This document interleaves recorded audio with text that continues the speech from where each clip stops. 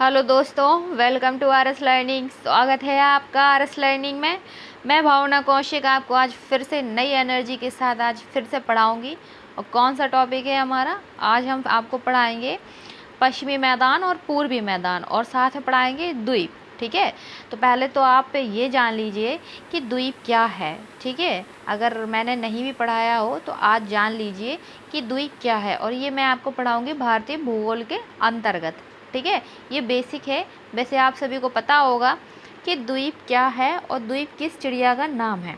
ठीक है, चलिए बताते हैं। जैसे कि आपको पता होगा कि हमारे भारत का जो केंद्र शासित प्रदेश है, ठीक है, एक पार्ट जो है लक्षद्वीप और एक है कौन सा, अंडमान निकोबार। एक कौन सा है बच्चे? अंडमान, ठीक है, निकोबार। ठीक है, कौन सा है? अंडमान निकोबार। यह है लक्षद्वीप और यह है अंडमान निकोबार। तो लक्षद्वीप कहाँ पर है? लक्षद्वीप हमारा है अरब सागर में। कहाँ पर है लक्षद्वीप? अरब सागर में। और अंडमान कहाँ पर है? यह है आपका बंगाल की खाड़ी में।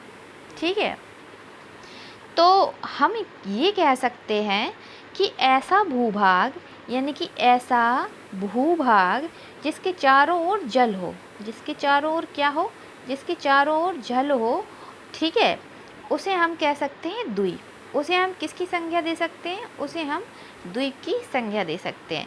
जैसे कि लक्षद्वीप है, इसके चारों ओर जल है, और कौन सा जल है? अरब सागर, तो इसको हम द्वीप की संज्ञा दे सकते हैं। ऐसे ही अंडमान निकोबार की संरचना है, ठीक है, और इसके चारों ओर क्या है? जल है। ठीक है, कौन सा जल है भैया? बे ऑफ बंगाल या फिर बंगाल की खाड़ी। ठीक, तो इसको भी हम द्वीप की संरचना दे सकते हैं। तो भाई अब तो आ गया होगा समझ में कि द्वीप क्या है। ठीक है, कोई पूछे तो कम से कम बता तो आप देंगे ही ना, कि आप नहीं बता पाएंगे कि ऐसे ही कि भाई हमें तो द्वीप के बारे में पता ही नहीं है कि द्वीप क्या होता है या फिर प्रायद्वीप क्या होता है, जबकि मैम ने तो समझा दिया था। ठीक है, सो प्लीज़ ये क्या है, कॉन्सेप्ट क्लियर कर लेना अपने। ठीक है, चलिए अब हम आगे बात करते हैं कि भारत का क्या था। भारत के अंतर्गत मैंने आपको संरचनाएं पढ़ाई थी, पठार वगैरह मैंने आपको पढ़ाया था। ठीक है, उसमें मैं आगे आपको पढ़ाऊंगी अब पश्चिमी मैदान और पूर्वी मैदान। क्या? पश्चिमी मैदान और पूर्वी मैदान। ठीक है, ये देखिए, तो पश्चिमी मैदान देखिए, ये है भारत का मैप, यानी कि प्रायद्वीपीय, भारत का प्रायद्वीपीय भाग है। ठीक है, और प्रायद्वीपीय मैंने आपको बताया था कि जो तीनों ओर से जल से घिरा हो उसको हम प्रायद्वीप कहते हैं। यहाँ पर अरेबियन सी, अरब सागर, यहाँ पर बंगाल की खाड़ी। ठीक है, चलिए तो हम बात करते हैं कि गुजरात का मैदान, यानी पश्चिमी मैदान को कितने भागों में बांटा गया है। पहले तो ये याद कर लीजिए, गुजरात का मैदान है आपका पहले। ठीक है बच्चे, उसके बाद है आपका कौन सा? कोंकण का मैदान। कौन सा है? कोंकण का मैदान है। और तीसरे पे है आपका कन्नड़ या कर्नाटका का मैदान। ठीक है, चौथे पे है आपका कौन सा है? मालाबार का मैदान। कौन सा है? मालाबार का मैदान। ठीक है, अभी बात करते हैं कि गुजरात का मैदान है, ये कहाँ से कहाँ तक है। तो आपको याद करना होगा कि ये जो है गुजरात का तटवर्ती क्षेत्र है। कौन सा है? तटवर्ती क्षेत्र है। ठीक है, हम बात करते हैं कोंकण के मैदान की। किसकी बात करते हैं? हम बात करते हैं कोंकण के मैदान की। तो इसका जो विस्तार है भाई, वो दमन से लेके गोवा के बीच का तटवर्ती क्षेत्र है। ठीक है, कहाँ से कहाँ तक है? दमन से गोवा के बीच का तटवर्ती क्षेत्र है। और कन्नड़ या कर्नाटका के मैदान की अगर हम बात कर लें तो ये गोवा से लेके मंगलौर के बीच का तटवर्ती क्षेत्र है। ठीक है, और अगर हम मालाबार के मैदान की बात कर लें तो ये मंगलौर से लेके कन्याकुमारी, कहाँ से लेके? ये मंगलौर से लेके कन्याकुमारी का तटवर्ती क्षेत्र है। अब कन्याकुमारी से कुछ याद आ रहा है? कन्याकुमारी आना चाहिए। क्यों? क्योंकि मैंने बताया था कि भारत की मुख्य भूमि का जो दक्षिणतम पॉइंट है, कौन सा है? कन्याकुमारी। ठीक है, और भारत का दक्षिणतम पॉइंट कौन सा है? तो कौन सा है? कौन सा है? इंदिरा पॉइंट या फिर पिगमेलियन पॉइंट। जो कि कहाँ पर है, ग्रेट निकोबार, ठीक है, मैंने आपको बताया था। लेकिन बात कहें कि भारत की मुख्य भूमि का दक्षिणतम पॉइंट, तो हमारा है कन्याकुमारी, ठीक है। और भारत का दक्षिणतम पॉइंट की हम अगर बात कर लें तो इंदिरा पॉइंट या फिर पिग्मेलियन पॉइंट है, ठीक है। तो ये वही कन्याकुमारी है, ठीक है। तो मालाबार का मैदान जो है वो मंगलौर से कन्याकुमारी के बीच का तटवर्ती क्षेत्र है, ठीक है बच्चे। कितने हैं, गुजरात का मैदान, कोंकण का मैदान, ठीक है, फिर कन्नड़ या कर्नाटका का मैदान आपका, ठीक है, और फिर मालाबार का मैदान, ठीक है। चलिए अब हम आपको मैप में समझाते हैं कि मैप से कैसे याद होगा। मैप बहुत ज़रूरी है। अगर आप क्या है, अगर आप भूगोल पढ़ रहे हैं तो मैप तो मस्ट है, ये आपको पढ़ते रहना है। इससे क्या होता है कि समझ विकसित होती है, इसलिए मैप को साथ में रखिए, उस मैप के साथ साथ अपने कॉन्सेप्ट को क्लियर करते हुए चलिए, ठीक है। देखिए बात बताई थी मैंने आपको काठियावाड़ मैदान, तो ये गुजरात का तटवर्ती क्षेत्र है। देखिए ये पूरा, ये क्या है, गुजरात का तटवर्ती क्षेत्र, कौन सा है, काठियावाड़ तट, ठीक। अभी यहाँ से जो इम्पोर्टेंट जो तट है मैं आपको बताऊंगी, ये आपको याद रखना ही है। कौन कौन सा है, कोंकण तट।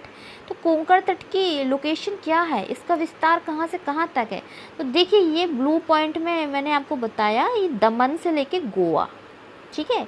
दमन से लेके भैया ये है आपका गोवा, ये है दमन से लेके गोवा, कौन सा है, कोंकण तट, और ऊपर क्या था, काठियावाड़ तट, ठीक है। ये आपको याद करते हुए चलना है, ठीक है बच्चे।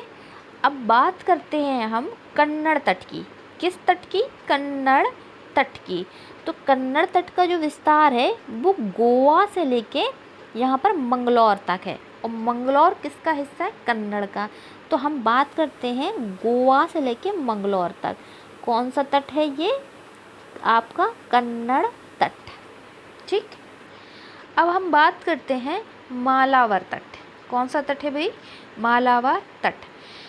तो मालाबार तट कहाँ से कहाँ तक है, ये है आपका मंगलौर से लेके कन्याकुमारी तक।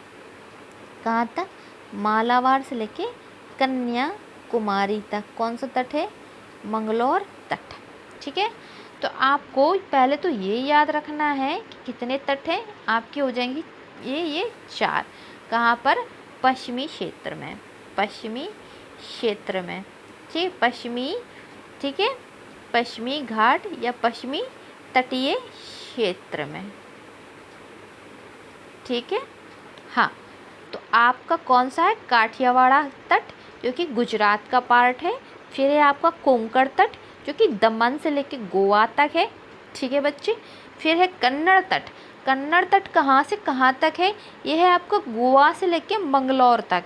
बिल्कुल एक एक शब्द मेरे अच्छे से सुनिए और याद करिए, ठीक है। कहाँ से है कन्नड़ तट, गोवा से मंगलौर तक, और मालाबार तट जो है वो मंगलौर से लेके कन्याकुमारी तक है, ठीक है। ये याद कर लीजिए, याद नहीं बल्कि इसको कंठस्थ रट लीजिए, ठीक है। ये पूछ लिया जाता है कि कौन से तट की लोकेशन कहाँ पर है, तो आपको इतना तो पता होना चाहिए, ठीक है। चलिए अब हम आगे बात करते हैं। देखिए ये आपका क्या है, ये आपके हो गए पश्चिमी मैदान, ठीक है। और पश्चिमी मैदान के अंतर्गत कौन कौन से तट आते हैं ये मैं आपको बता चुकी हूँ, ठीक है। ये मैंने आपको बता दिया है। अब हम बात करते हैं पूर्वी तटीय मैदान की। किसकी बात करते हैं, पूर्वी तटीय मैदान की, ठीक है।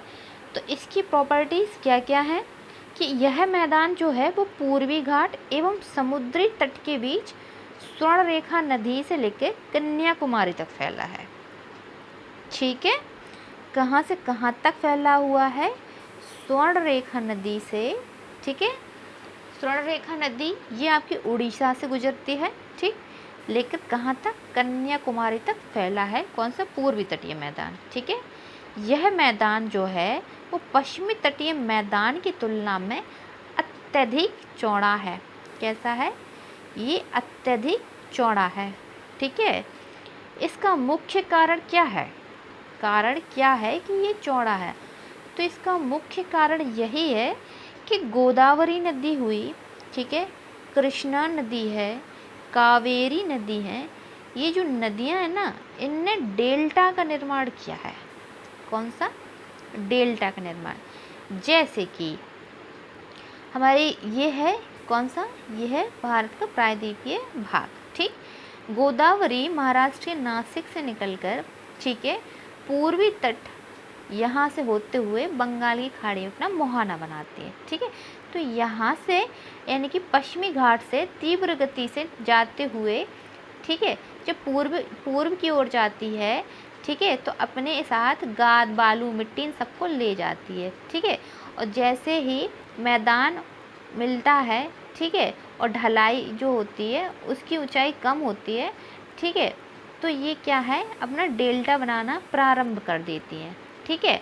तो इनके साथ जो मिट्टी वगैरह जो होती है वो ऐसी जमा हो जाती है और ये चारों तरफ, ठीक है, सहायक नदी के रूप में फैल जाती है, ठीक है।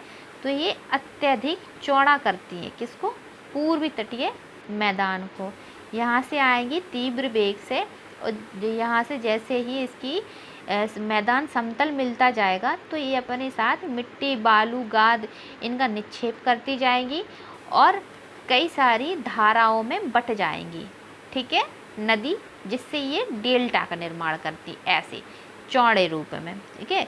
जैसे ये है आपकी नदी, ठीक है, ऐसी आ रही और यहाँ से बालू या गाद का निक्षेपण किया इनने और निक्षेपण करने के बाद ये बालू हो गई, ठीक है, ये ऐसे इनने बालू निक्षेपण किया तो ये ऐसी कई धाराओं में ऐसी बट गई ऐसे, ठीक है, ऐसी कई धाराओं में बट गई। अब ये क्या है भाई, ये हो गया इनका चौड़ा पार्ट, हो गया चौड़ा।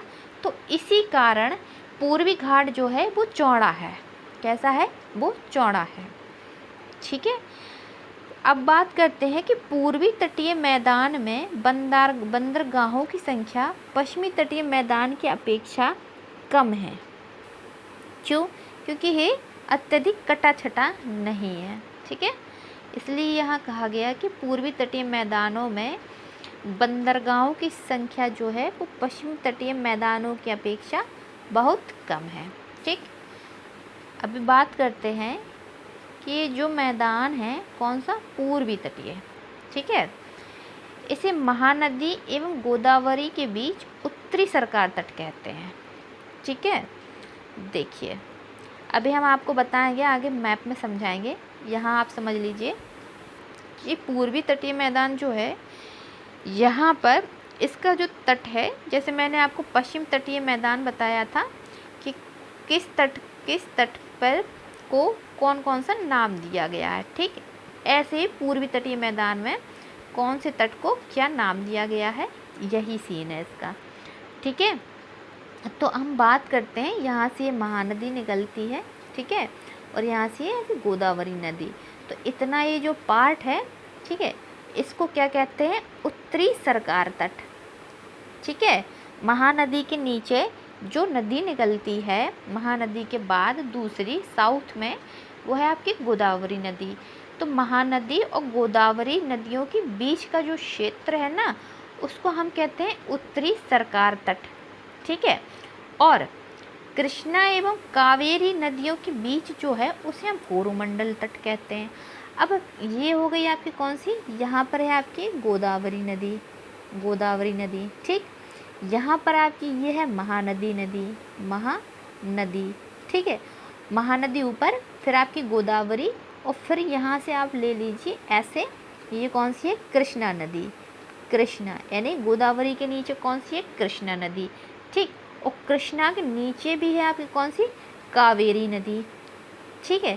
तो इनके क्या है, जैसे पश्चिमी तटीय मैदान में नाम दिए गए थे ना पर्टिकुलर, ऐसे पूर्वी तटीय मैदान में नाम दिए गए हैं नदियों के आधार पे कि महानदी से गोदावरी के बीच के जो भाग है उसको हम उत्तरी सरकार तट कहते हैं। क्या कहते हैं? उत्तरी सरकार तट, ठीक। और कृष्णा से कावेरी नदियों के बीच में जो तट है, ठीक है, उसको हमने नाम दे दिया है कोरोमंडल तट। और कोरोमंडल तट जो है वो तमिलनाडु के अंतर्गत आता है, ठीक है बच्चे। ये इम्पोर्टेंट है, कहाँ से कौन सी नदियों के बीच में कौन सा नाम दिया गया है ये आपको पता होना चाहिए, ठीक है। चलिए मैं एक बार मैप में और बता दूँ। देखिए ये है आपका मैप, ठीक है। देखिए ये है महानदी। देखो पहली बात तो ये है आपका पूर्वी घाट जो ये दिया गया है, ठीक है।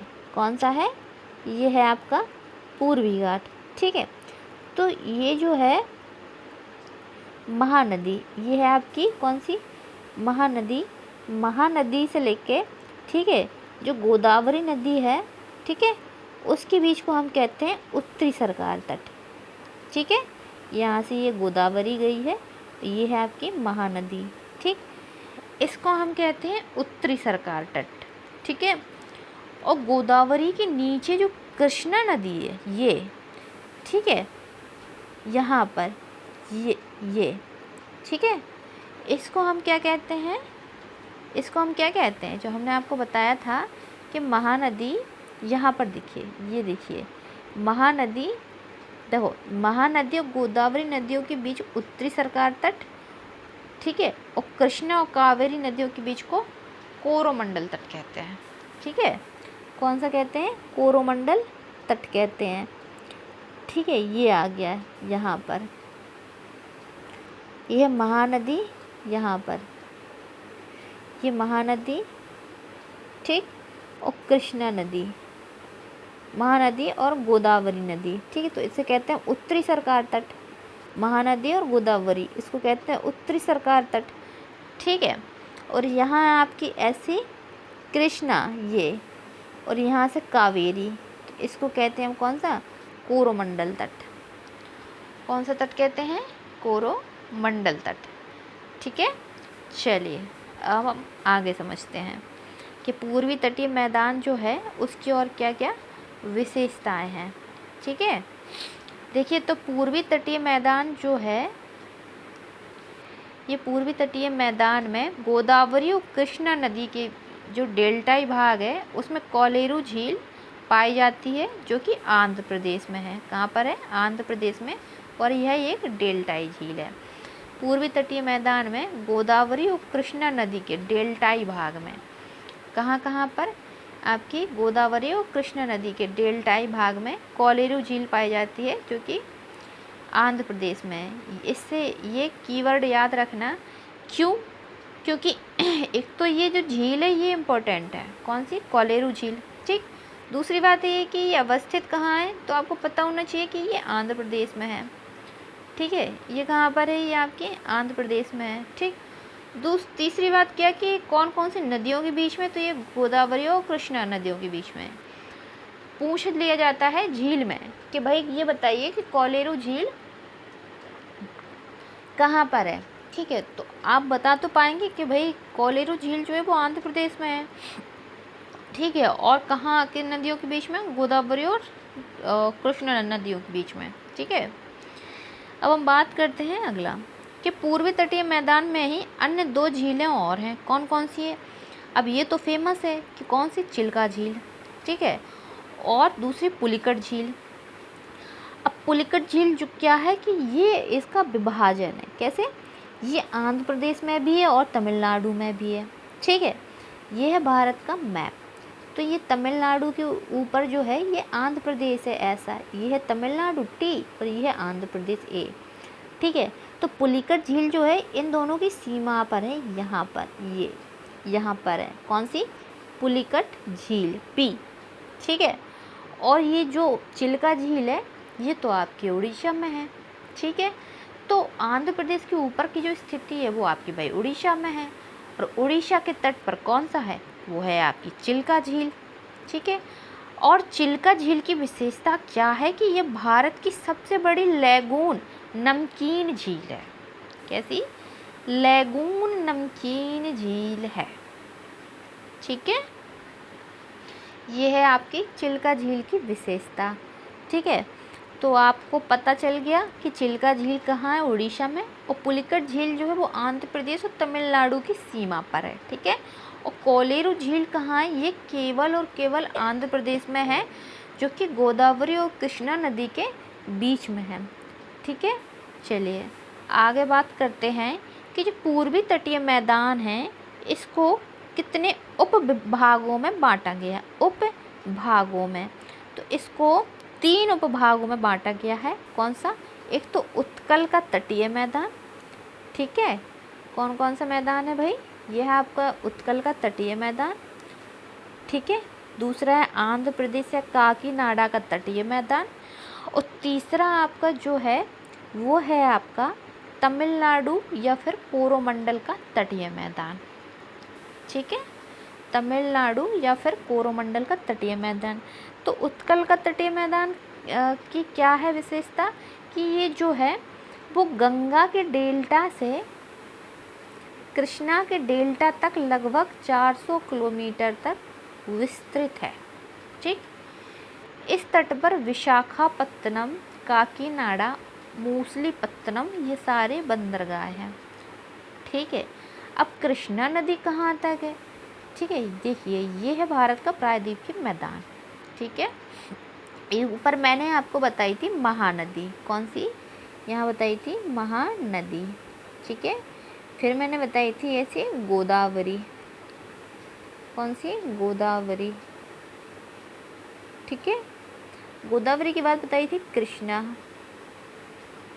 ठीक। और फिर आपकी कावेरी सबसे नीचे।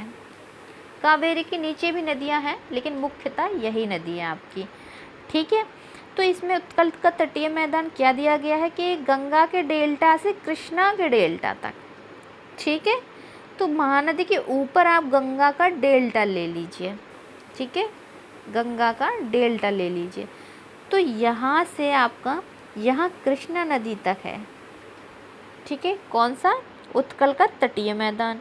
और इस तट पर क्या है? विशाखापत्तनम है, काकीनाडा और मूसलीपत्तनम ये सारे बंदरगाह आते हैं, ठीक है। ये हो गया आपका कौन सा? उत्कल का तटीय मैदान, ठीक। आगे बात करते हैं क्या? आंध्र या काकीनाडा का तटीय मैदान। तो ये जो है ये आंध्र प्रदेश का तटीय भाग यानी पुलिकट झील तक है। कहाँ तक है? पुलिकट झील मैंने कहाँ बताई थी आपको? ये आंध्र प्रदेश है और ये तमिलनाडु। ये आंध्र प्रदेश तमिलनाडु की सीमा पर कौन सी है? पुलिकट झील है। यह बहरामपुर यानी आंध्र प्रदेश के तटीय भाग में पुलिकट झील तक है, ठीक है, यानी यहाँ तक है। कौन सा? आंध्र या काकीनाडा का तटीय मैदान, ठीक है। उसके बाद हम बात करते हैं तमिलनाडु या कोरोमंडल का तटीय मैदान। तो यह मैदान जो है वो पुलिकट झील से लेके कुमारी अंतरी यानी यहाँ से लेके ये पुलिकट झील से लेके कुमारी अंतरी यानी यहाँ तक है, ठीक है। लगभग 675 किलोमीटर तक फैला हुआ है कोरोमंडल का तटीय मैदान। यह मैदान पुलिकट झील से लेकर कुमारी अंतरीप तक लगभग 675 किलोमीटर की लंबाई में फैला है। और यह जो है चेन्नई, तूतीकोरन और नागपत्तनम यहाँ के प्रमुख बंदरगाह हैं। पहले तो आपको ये याद होना चाहिए कि भाई ये बताइए कि तमिलनाडु में कौन कौन से बंदरगाह हैं, ये इम्पोर्टेंट है। तो आपको बताना होगा कि चेन्नई बंदरगाह, ठीक है। फिर आपका आएगा तूतीकोरन, कौन सा? तूतीकोरन बंदरगाह।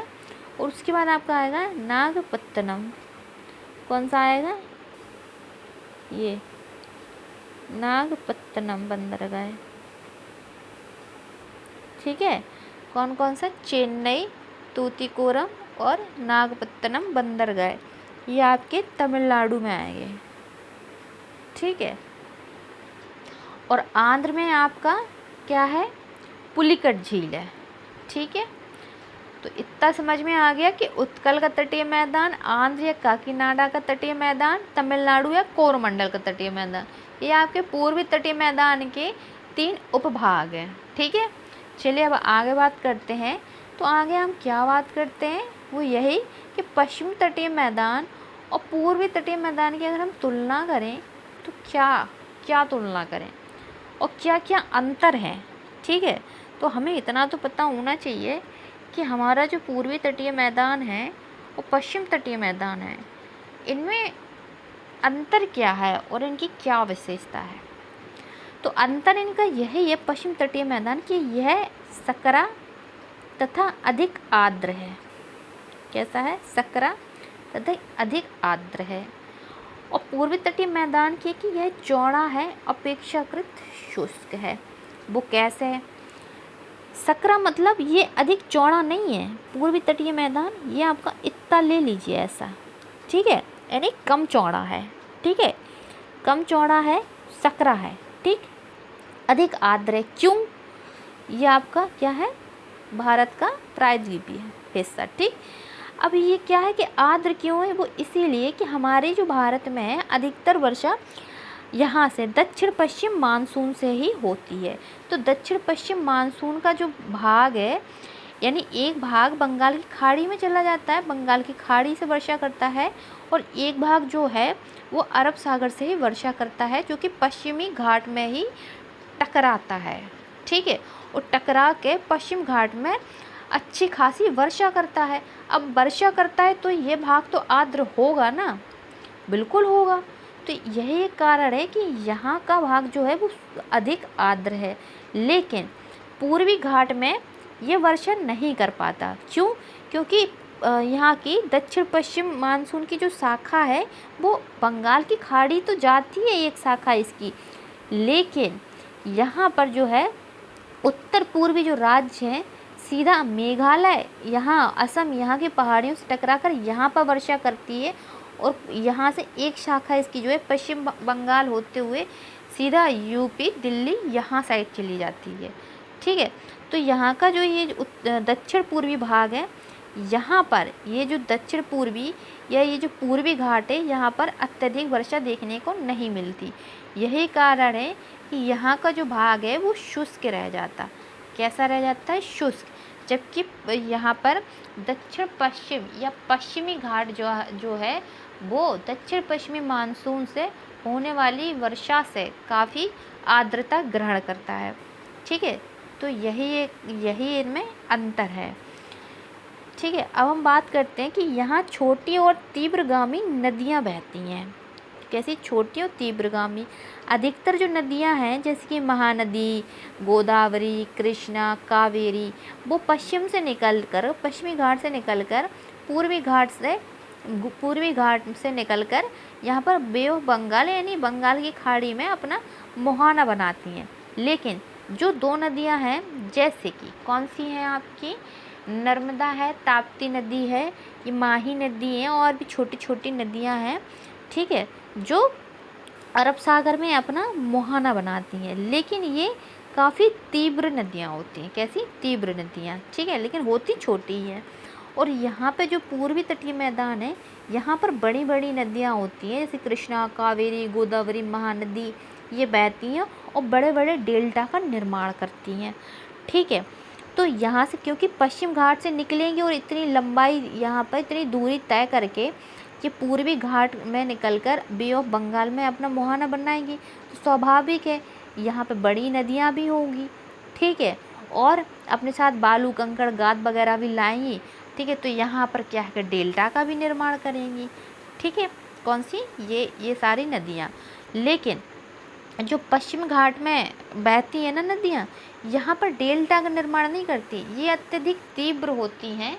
ठीक है, यहाँ का पश्चिम घाट ये जो है खड़ा हुआ घाट है, खड़ा हुआ ढाल, तो यहाँ से नदियाँ निकलती हैं और निकल कर ज्वार नदमुख का यानी एस्चुअरी का निर्माण करती हैं। ज्वार नदमुख या फिर एस्चुअरी का निर्माण करती हैं, यानी कि घाट से, यानी कि ये ऊपर से नीचे गिरती हैं। ठीक है, ऊपर से नीचे गिरती हैं, यानी ऊंचाई से नीचे गिरती हैं। ठीक है, इसलिए यहाँ पर क्या है, एस्चुअरी या फिर ज्वार नदमुख का ये यहाँ पर निर्माण होता है। ठीक है, अब बात करते हैं कि इस मैदान के दक्षिण भाग में अनेक लैगून हैं, और यहाँ पर पूर्वी तटीय मैदान में लैगून की संख्या कम है। ठीक है, पश्चिमी तटीय मैदान में दक्षिण भाग में अधिक लैगून है, लेकिन पूर्वी तटीय मैदान में लैगून की संख्या कम है। पूर्वी तटीय मैदान में लैगून की संख्या कम है। ठीक है, पश्चिम तट जो है वो अधिक कटा फटा है। इस कारण यहाँ पर बंदरगाह भी अधिक हैं।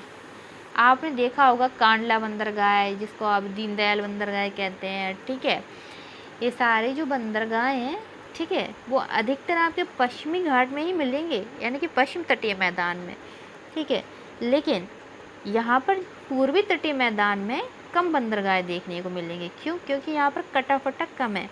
बंदरगाहों के लिए अनुकूल स्थिति वही है जहाँ पर जो मैदान है या जो तट है, तट वो अत्यधिक कटा छटा होना चाहिए, कटा छटा होना चाहिए, तभी बंदरगाहों के लिए अनुकूल स्थिति होती है। इसलिए पश्चिमी जो मैदान है या पश्चिम तटीय मैदान, ये बंदरगाहों के लिए अत्यधिक अनुकूल स्थिति प्रदान करता है। इसलिए बंदरगाह यहाँ पर ज़्यादा हैं इसकी तुलना में, पूर्वी तटीय मैदान की तुलना में। ठीक, तो ये आपके हो गए क्या? तुलना। ये मैंने सारे आपको पॉइंट बता दिए हैं कि पश्चिमी घाट और पूर्वी घाट में क्या अंतर है। ठीक है, ये तो आपका आंसर राइटिंग जैसा हो गया है कि आपको 5-6 ये जो है अंतर पता होना चाहिए। तो ये आपके अंतर है। ठीक है, देखिए ये है आपका क्या? मैप। ठीक है, ये मैं आपको बता ही चुकी हूँ भाई, ये मैंने आपको बता दिया है मैप का कैसा क्या है ये सारा। ठीक है, कौन से तट को कौन सा नाम दिया गया है और कहाँ से कहाँ तक विस्तृत है। चलिए बात करते हैं भारत के द्वीप। तो भारत में कुल 1000 से अधिक द्वीप हैं। कितने हैं? 1000 से अधिक द्वीप। ठीक है, द्वीप तो मैं आपको समझा ही चुकी कि द्वीप क्या है, ऐसा भूभाग या ऐसी संरचना जिसके चारों ओर जल हो, उसे हम द्वीप कहते हैं। ठीक, तो भारत में कुल 1000 से अधिक द्वीप हैं जो बंगाल की खाड़ी और अरब सागर में स्थित हैं। ठीक है, कहाँ कहाँ है? बंगाल की खाड़ी और अरब सागर में स्थित हैं। इनमें बंगाल की खाड़ी के द्वीप म्यांमार की अराकान योमा की विस्तारित निमज्जित श्रेणी के शिखर हैं। अब अराकान योमा ये क्या है? तो मैंने आपको बताया था कि जो हमारा हिमालय जो कि नवीन है और मोड़दार पर्वत है। ठीक है, ऐसे उत्तर पूर्वी राज्यों से होते हुए नीचे बंगाल की खाड़ी में ये डूब गया है। ठीक, इसको नाम दिया गया है म्यांमार में अराकान योमा। ठीक है, तो अराकान योमा कहें या हम हिमालय पर्वत ही कहें, यही एक पार्ट है जो कि बंगाल की खाड़ी में डूब गया।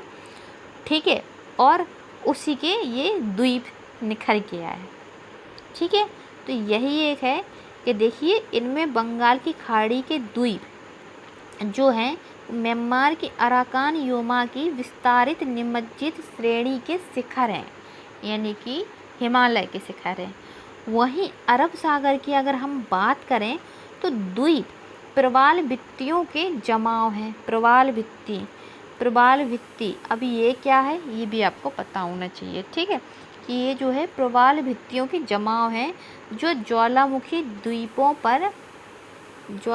द्वीपों पर संग्रहित हैं। ठीक, भारतीय द्वीप समूह को उनकी स्थिति के आधार पर मुख्य तौर पर 3 भागों में बांट सकते हैं। कौन कौन से? एक तो बंगाल की खाड़ी के द्वीप हैं, दूसरा आपका अरब सागर की द्वीप हैं। ठीक है, देखिए पहले हम बात करते हैं बंगाल की खाड़ी के द्वीप। कौन सी बात करते हैं? बंगाल की खाड़ी के द्वीप। तो बंगाल की खाड़ी के द्वीपों में अंडमान तथा निकोबार द्वीप समूह प्रमुख हैं। अंडमान निकोबार कहाँ है? ये तो बंगाल की खाड़ी में ही है ना। तो बंगाल की खाड़ी में मुख्यतः अंडमान निकोबार प्रमुख हैं और ये एक दूसरे को 10 डिग्री चैनल द्वारा अलग करते हैं, ये अंडमान और निकोबार। ठीक है, यहाँ पर जो है उत्तरी अंडमान, मध्य अंडमान, दक्षिण अंडमान और लघु अंडमान। तो लघु अंडमान यहाँ ये है आपका लघु अंडमान। ठीक है, और ये है आपका कौन सा? कार निकोबार। ठीक है, कार निकोबार। फिर उसके बाद आता है मध्य निकोबार। ठीक है, फिर है आपका ग्रेट निकोबार। ऐसे ये आपके पार्ट हैं किसके? अंडमान और निकोबार के। तो लघु अंडमान और कार निकोबार के बीच में जो है वो 10 डिग्री चैनल है, ये अलग करता है। ठीक है, यही आपको बताया गया है, इसमें यही बताया गया है कि जो बंगाल की खाड़ी के द्वीप हैं वो बंगाल की खाड़ी के द्वीपों में अंडमान निकोबार द्वीप समूह प्रमुख हैं और ये एक दूसरे को 10 डिग्री चैनल द्वारा अलग करते हैं। इनके सुदूर दक्षिण भाग को इंदिरा पॉइंट कहते हैं और इंदिरा पॉइंट कहाँ है? ग्रेट निकोबार में है। कहाँ पर है? ग्रेट निकोबार में है। ठीक है, यहाँ वर्ष भर वर्षा होती है। ठीक है, और यहाँ जो है उष्ण आर्द्र जलवायु तथा सघन वन पाए जाते हैं। कैसी जलवायु पाई जाती है बच्चे? उष्ण आर्द्र जलवायु और सघन वन पाए जाते हैं। ठीक है। देखिए अंडमान निकोबार द्वीप समूह जो है वो अंडमान एवं निकोबार द्वीप समूह मूलतः टर्शरी युग के बने सागरीय वलित पर्वतों के समुद्र में उभरे भाग हैं। कहा था ना मैंने कि अंडमान निकोबार जो है ये देखिए अंडमान निकोबार आपका ये टर्शरी युग के बने सागरीय वलित पर्वतों के समुद्र में उभरे भाग हैं। ठीक, यहाँ लगभग 350 द्वीप हैं। कितने हैं यहाँ पर? 350 द्वीप हैं, जिनमें केवल 35 द्वीपों पर मानव अधिवास है। कितने द्वीपों पर? 38 द्वीपों पर। ठीक है। और अंडमान निकोबार द्वीप समूह की सर्वोच्च चोटी है वो सैडल पीक है, ये याद रखनी है। और कहाँ पर सैडल पीक? ये आपके उत्तरी अंडमान में है। कहाँ पर है? उत्तरी अंडमान में है और ये 738 मीटर ऊंची है। ठीक है। बात करते हैं कि इस द्वीप समूह में एक बैरन द्वीप है। कौन सा? बैरन द्वीप है, भारत का एकमात्र सक्रिय ज्वालामुखी है। ये आपका एकमात्र सक्रिय ज्वालामुखी है। कौन सा? बैरन द्वीप। क्षेत्रफल एवं आबादी की दृष्टि से अंडमान निकोबार द्वीप लक्षद्वीप की तुलना में बड़ा है। ठीक है। ये आपको याद रखना है कि इसकी सर्वोच्च चोटी सैडल पीक है और ये उत्तरी अंडमान में है। ठीक है। और जो बैरन द्वीप है ये एक सक्रिय ज्वालामुखी है। ठीक है, तो ये आपको याद रखना है। अब भी बात करते हैं कि भारत का जो सबसे दक्षिणतम बिंदु है ना, कौन सा? इंदिरा पॉइंट। ये आपका ग्रेट निकोबार में है। ये मैं आपको बता चुकी कि ये आपका कहाँ पर है? ग्रेट निकोबार में है। ठीक है। ये और 10 डिग्री चैनल अंडमान को निकोबार से अलग करता है ये। ठीक। दक्कन दर्रा जो है वो दक्षिण अंडमान और लघु अंडमान के बीच में है। किस किस? दक्षिण अंडमान और लघु अंडमान। ठीक है। देखिए ये आपका उत्तरी अंडमान, ठीक है, मध्य अंडमान, ठीक, दक्षिण अंडमान और लघु अंडमान, ये आपके अंडमान के पार्ट हैं। ठीक। लघु अंडमान के बाद आप ले लिए कार निकोबार। तो लघु अंडमान और कार निकोबार के बीच में तो 10 डिग्री चैनल है, लेकिन ये दक्षिण अंडमान और लघु अंडमान के बीच क्या है? तो ये है आपका यहाँ पर दक्कन। क्या है? ये है आपका दक्कन दर्रा। ठीक है, दक्कन दर्रा किस किस के बीच में? दक्षिण अंडमान और लघु अंडमान के बीच में। ठीक है। मुझे उम्मीद है कि आप पढ़ते जा रहे होंगे और समझते जा रहे होंगे। ठीक है। अब है कि अंडमान का दूसरा ज्वालामुखी जो है वो नारकोंडम है, जो कि सुप्त अवस्था में। अच्छा, जो बैरन है वो सक्रिय है, लेकिन जो नारकोंडम है, कौन सा? नारकोंडम, वो कैसा है? वो सुप्त है। ठीक। अंडमान की राजधानी पोर्ट ब्लेयर ये दक्षिण अंडमान में है। कहाँ पर है? दक्षिण अंडमान में है। ठीक है। उत्तरी अंडमान, मध्य अंडमान, दक्षिण अंडमान। ठीक है। तो दक्षिण अंडमान में है आपकी पोर्ट ब्लेयर। कौन सी है? Port Blair. ठीक है। और दक्षिण अंडमान के नीचे आएगा आपका कौन सा आएगा? लघु अंडमान। कौन सा? लघु अंडमान। हो गए ना ये 4। अंडमान निकोबार द्वीप समूह का सबसे उत्तरी द्वीप कौन सा है? लैंडफॉल द्वीप है। कौन सा है? लैंडफॉल द्वीप है। ये जितने भी पॉइंट है ना, ये सारे मोस्ट इम्पोर्टेंट है। ठीक है, कोई भी स्किप मत करना, और जैसा मैं पढ़ाती जा रही ना वैसे ही पढ़ते जाना। ठीक है। कि अंडमान निकोबार द्वीप का सबसे उत्तरी द्वीप कौन सा है? लैंडफॉल द्वीप है। ठीक है। बात करते हैं कि अंडमान निकोबार द्वीप समूह पर पाए जाने वाले निर्जातीय समूह कौन कौन से हैं। ये पूछ लिए जाते हैं बच्चे, अभी शायद उत्तर प्रदेश पुलिस कांस्टेबल में आया था, और ये पूछ लिए जाते हैं। इसमें तो मोस्ट इम्पोर्टेंट है कि आदिवासी कौन कौन से। ये आपका शोम्पेन जाति, ठीक है, ये आपका सेंटिनलीज हुआ आपका, ठीक है, जारवा हुआ। ये तो 3 मोस्ट इम्पॉर्टेंट है आपके, मोस्ट इम्पॉर्टेंट। ये पूछ लिए जाते हैं कि जारवा बताइए, शोम्पेन बताइए, सेंटिनलीज बताइए, ये कहाँ के आदिवासी हैं। तो आपको बताना हो ये अंडमान निकोबार के हैं।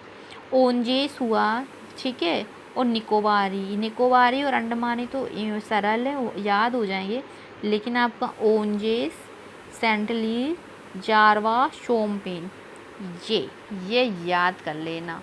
ओके, ये इम्पोर्टेंट है, ये तो पूछ ही लिए जाते हैं, एक ना एक क्वेश्चन तो देखने को मिलता ही है। ठीक है, देखिए अब बात करते हैं अरब सागर के द्वीप। ठीक है, अरब सागर के द्वीप, अभी हमने बात की है बंगाल की खाड़ी के द्वीप, लेकिन अब बात करते हैं अरब सागर के द्वीप। तो इसके अंतर्गत 36 द्वीप हैं। कितने? 36 द्वीप। ये मुख्यतः भित्तियों के जमाव से बनी हैं। इनमें सबसे दक्षिण में मिनिकॉय द्वीप है, जो मालदीव से 8 डिग्री चैनल के द्वारा अलग होता है।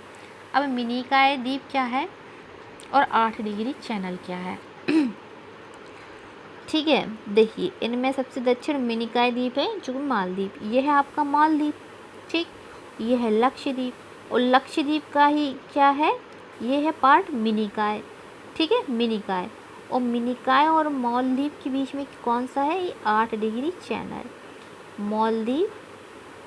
ठीक है, और ये है मिनिकॉय, मिनिकॉय। तो मिनिकॉय और मालदीव के बीच में 8 डिग्री चैनल है। ठीक है, और मिनिकॉय लक्षद्वीप का ही पार्ट है, और मिनिकॉय और लक्षद्वीप के बीच में कौन सा चैनल है, 9 डिग्री चैनल। ठीक है, ये याद कर लेना। ठीक है, देखिए आगे हम आपको समझाते हैं कि लक्षद्वीप समूह, यह द्वीप अरब सागर में है। ठीक है, और इस द्वीप समूह का निर्माण लक्षद्वीप चैगोस अंतःसागरीय कटक के ऊपर प्रवाल की निक्षेप से हुआ है, प्रवाल भित्ति के निक्षेप से। ठीक है, जिसे हम मूगा कहते हैं। ठीक, भारत के समुद्री भाग में पाए जाने वाले एटॉल मुख्यतः लक्षद्वीप में पाए जाते हैं। क्या? एटॉल। ठीक है, एटॉल प्रवाल भित्ति का एक प्रकार है, जो अंगूठी या घोड़े की नाल की आकृति का होता है। ठीक है, एटॉल उच्च जैव विविधता के क्षेत्र हैं, और द्वीपों के चारों ओर प्रवाल भित्तियाँ पाई जाती हैं, जिन पर नारियल के वृक्ष हैं। लक्षद्वीप समूह के अंतर्गत 36 द्वीप हैं, जिनमें 10 पर मानव अधिवास है, यानी 36 द्वीप हैं, लेकिन मानव अधिवास कितने पर है, जिसमें मानव रहते हैं, वो केवल 10 द्वीप हैं। ठीक है, कवरत्ती जो है वो लक्षद्वीप की राजधानी है। ठीक है, और अगाती यहाँ का एकमात्र द्वीप है जिस पर हवाई अड्डा है। हवाई अड्डा किस पर है? अगाती द्वीप पर। ठीक है, और एंड्रोट लक्षद्वीप समूह का सबसे बड़ा द्वीप है। कौन सा है? एंड्रोट द्वीप। ठीक है, और नारियल यहाँ का एकमात्र कृषि उत्पाद है। मत्स्य यहाँ का प्रमुख पेशा है, और टूना मछली जो है यहाँ पकड़ी जाने वाली प्रमुख मछली है। ठीक है, तो यहाँ का मुख्य कृषि उत्पाद कौन सा है? नारियल है। यहाँ स्थित जो पिट्टी द्वीप है, ठीक है, यहाँ क्या है, पिट्टी द्वीप पर पक्षी अभ्यारण्य, इसको पक्षी अभ्यारण्य घोषित किया गया है। यहाँ लगभग 94% जनसंख्या है वो मुस्लिम धर्मावलंबी है, जो सुन्नी संप्रदाय के अंतर्गत आती है। कैसी है? मुस्लिम है, सुन्नी संप्रदाय के अंतर्गत आती है। ठीक है, यहाँ मिनिकॉय द्वीप को छोड़कर सभी द्वीपों पर मलयालम भाषा बोली जाती है। अभी ये भी मोस्ट इम्पोर्टेंट है कि यहाँ पर क्या है, लक्षद्वीप में कौन सी भाषा का अत्यधिक प्रचलन है, तो आप बताएंगे कि मलयालम भाषा का है। कौन सी है? मलयालम भाषा। ठीक है, लेकिन किस द्वीप को छोड़कर? मिनिकॉय को छोड़कर। ठीक है, कि यहाँ मिनिकॉय द्वीप को छोड़कर सभी द्वीपों पर मलयालम भाषा बोली जाती है, जबकि मिनिकॉय में केवल महल भाषा बोली जाती है। मिनिकॉय में कौन सी? महल भाषा बोली जाती है, जो कि मालदीव की भाषा है। ठीक है, क्योंकि मालदीव से थोड़ी दूरी पर मिनिकॉय है, इसलिए क्या है कि वहाँ की भाषा, संस्कृति इत्यादि आती है।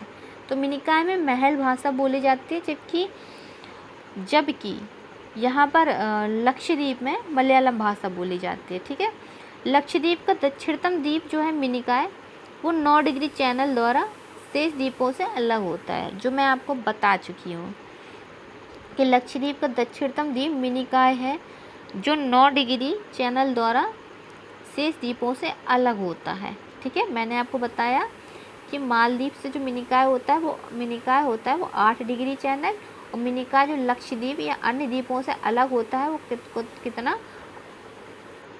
कितना है भैया? वो है आपका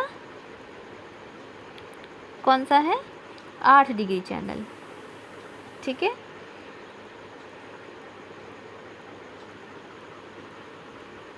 देखिए, लक्षद्वीप एवं मालदीव 8 डिग्री चैनल द्वारा परस्पर अलग होते हैं। कितने चैनल द्वारा? 8 डिग्री चैनल द्वारा। देखिए, मैं आपको समझाती हूँ कि यह है लक्षद्वीप, ठीक, और यह है आपका कौन सा? मालदीव, ठीक है। तो ये आपकी क्या है? ये 8 डिग्री चैनल द्वारा अलग होंगे। कितनी? 8 डिग्री चैनल द्वारा, ठीक है। यानी कि लक्षद्वीप के नीचे आप ले लीजिए ऐसा मिनिकॉय, तो मिनिकॉय और मालदीव आपके होंगे 8 डिग्री चैनल द्वारा अलग। कितनी?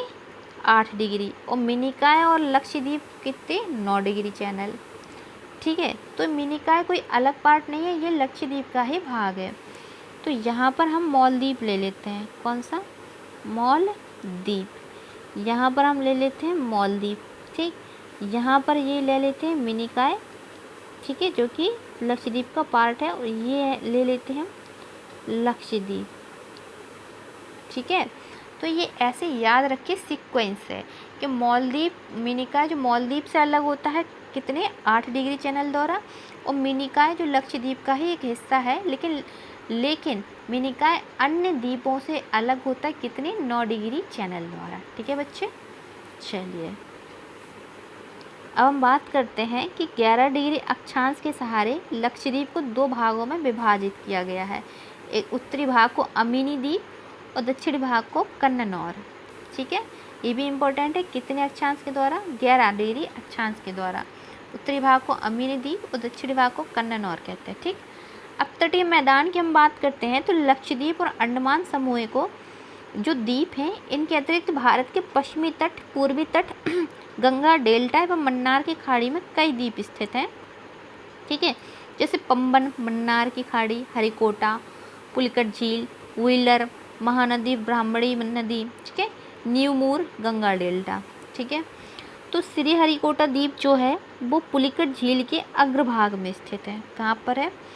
पुलिकट झील के अग्रभाग में स्थित है। पुलिकट झील मैंने आपको बताया था, ये आंध्र प्रदेश और तमिलनाडु की सीमा पर है। यहाँ पर पुलिकट झील पी, और श्रीहरिकोटा द्वीप कहाँ है? ये इसका ही आगे वाला पार्ट है, ठीक है। तो श्रीहरिकोटा यह पुलिकट झील के अग्रभाग में अवस्थित है। यह प्रवाल निर्मित द्वीप है, यानी कि प्रवाल भित्तियों से निर्मित है। हम बात करते हैं पंबन द्वीप, तो यह मन्नार की खाड़ी में भारत और श्रीलंका के बीच है। यह आदम ब्रिज का भी हिस्सा है। पंबन द्वीप कहाँ है? यह भारत का प्रायद्वीपीय हिस्सा है, ठीक है। ये कहाँ पर है?